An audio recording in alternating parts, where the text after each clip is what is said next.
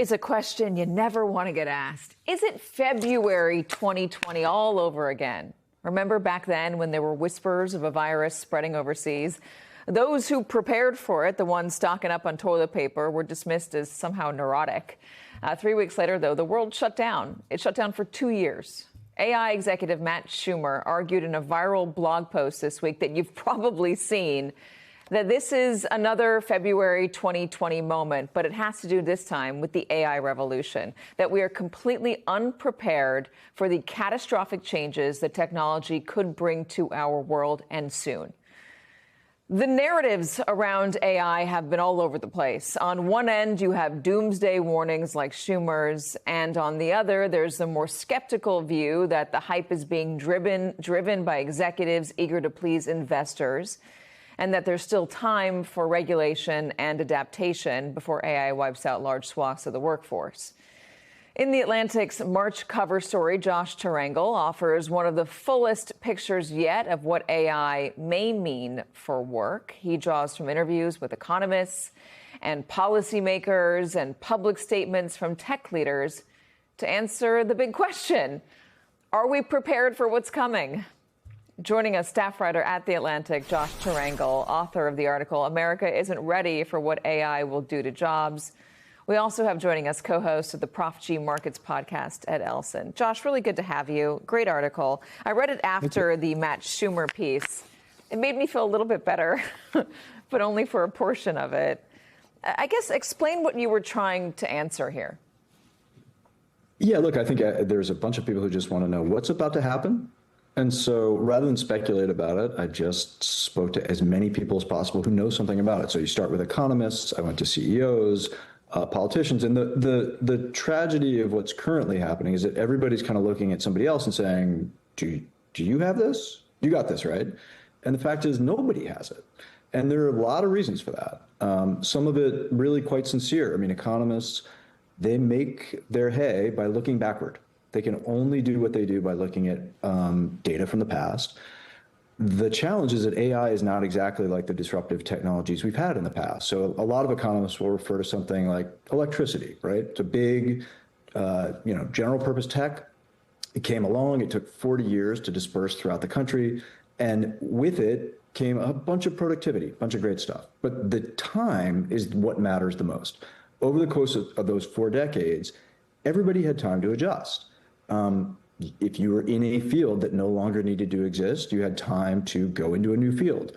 New people didn't get attracted into that field. And so what the economists will say is that this is all about speed. If AI comes into our lives and affects every industry over the course of a couple of decades, we'll probably be fine. We'll probably find ways to be more productive and wealthier. If it happens really, really quickly, watch out. And the people who have some say over whether it's going to happen really quickly are the CEOs. What I discovered when I went to the CEOs is they really do not want to talk about this. They did last year.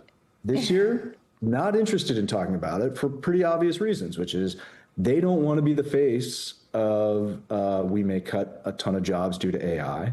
And then political actors are just literally nowhere. I found a couple, and I'm happy to talk about them, who do have really sincere beliefs about what's to come and actually offer proposals. For the most part, Washington has completely ignored the issue. Yeah, I mean, I do want to get to that. I first think let's just play some of those tech CEOs in the way they had been predicting what their technology would do to the workforce.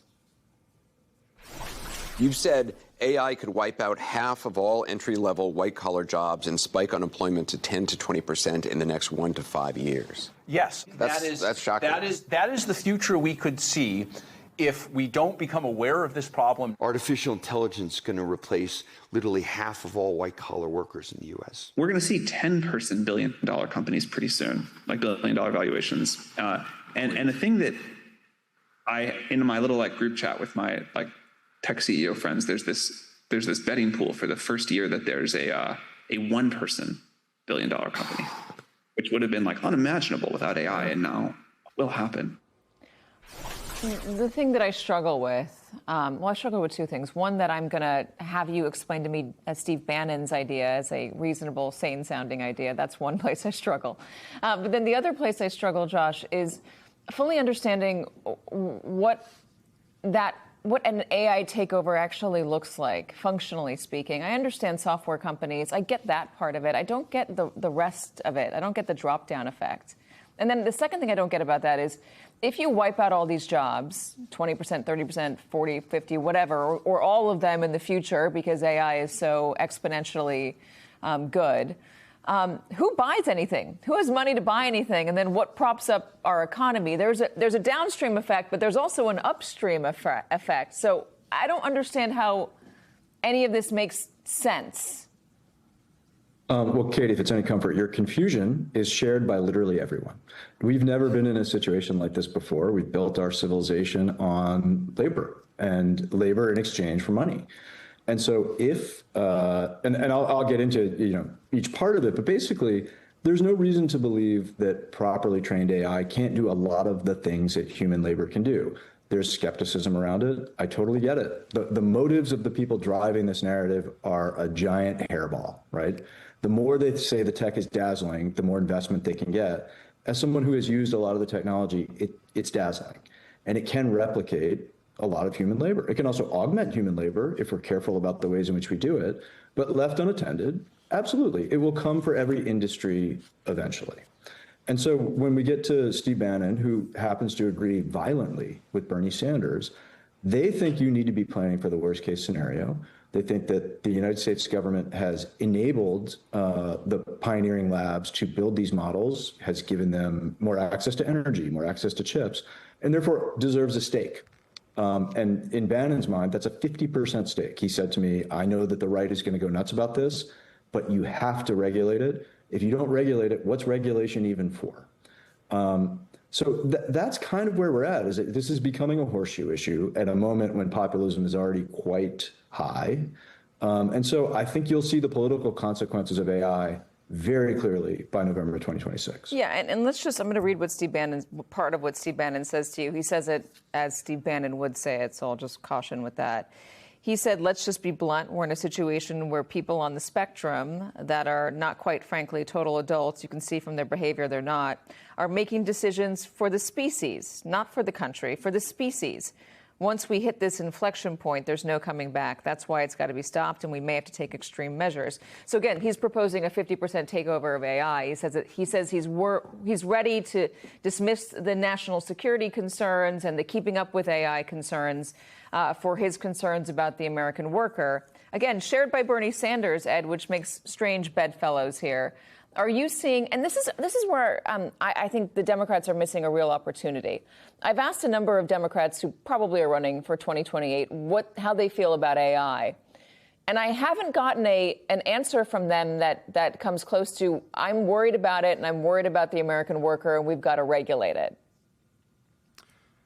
Exactly. Yeah. I think they're waiting to see, sorry if that was, No, Ed, I think go. they're waiting Yeah. to see. I think they're waiting to see how the narrative unfolds. And I think what we're beginning to see is that everyone is now pretty much in agreement that AI actually is taking your job. And I said this to you last week, it's not going to take all the jobs, but it's going to take some of the jobs. And we know that now because a lot of these companies are laying off workers, and they're literally just telling us, yeah, the reason we did it is because of AI. So now we're reaching the next chapter in the story, which is how does America feel about it? And this is actually something I'm writing about right now. Americans do not feel very good about this. Less than half of Americans have a favorable view of AI right now. Less than a third of Americans trust AI. Half of Americans say they're more concerned about AI than they are excited. By the way, that number is the highest of any nation in the world. So we're beginning to see how Americans actually feel about AI. And what we're learning is Americans really don't like it. That is increasingly what we're beginning to see. And now we're going to see, okay, how are the politicians going to respond to this? I think increasingly over the next few months, we're going to see a lot more politicians coming out and saying, we need to do something about this. Ron DeSantis, by the way, is now beginning to address it. As you say, Bernie Sanders is coming out and saying we need to just stop building the data centers. We're seeing a lot of pushback against AI, against data center construction. And by the way, it's completely warranted. Many of the issues that Steve Bannon brings up are completely true. But I think this is the next political issue. And I think that if you want to get on the right side of the American people, if you look at the polling, you have to come out and say, okay, we need to regulate this. We have to do something about it.